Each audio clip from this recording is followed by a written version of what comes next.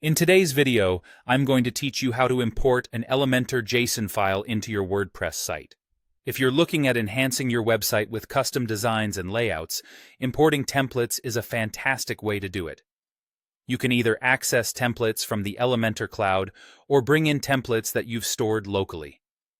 Let's walk through the steps together to make this process as smooth as possible.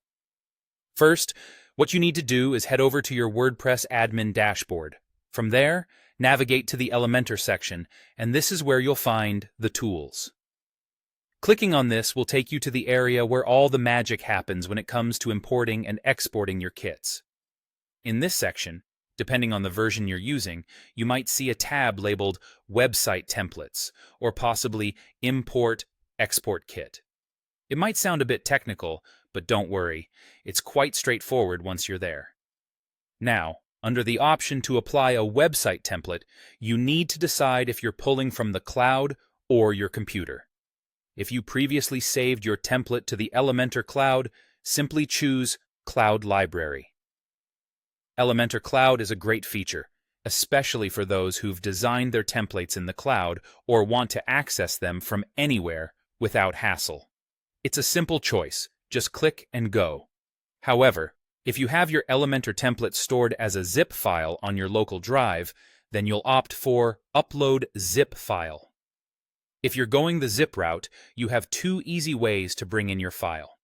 You can either drag and drop the zip file directly into the designated area on your screen, or if you prefer, you can click to select the file from your computer's file explorer. It's entirely up to you which method feels more comfortable. Once you've got your file in place, go ahead and click Next. This is where you get to be a bit more selective about what you want to import. You'll see several options of content types that you can choose to bring in, namely templates, which would include your pages, headers, and footers. The content option will involve any posts, pages, or custom post types you've created. Lastly, you have site settings that include fonts, colors, and layout settings. Take a moment to consider what elements are crucial for your website. Once you've made your selections, click the Import button. Allow the import process to run its course, and once everything is successfully in place, a window will prompt you to click Close. And that's it. You've just imported your Elementor JSON file into your WordPress site. This setup not only simplifies your workflow, but also allows for a highly customizable website design and management experience. Thanks for watching, and happy designing.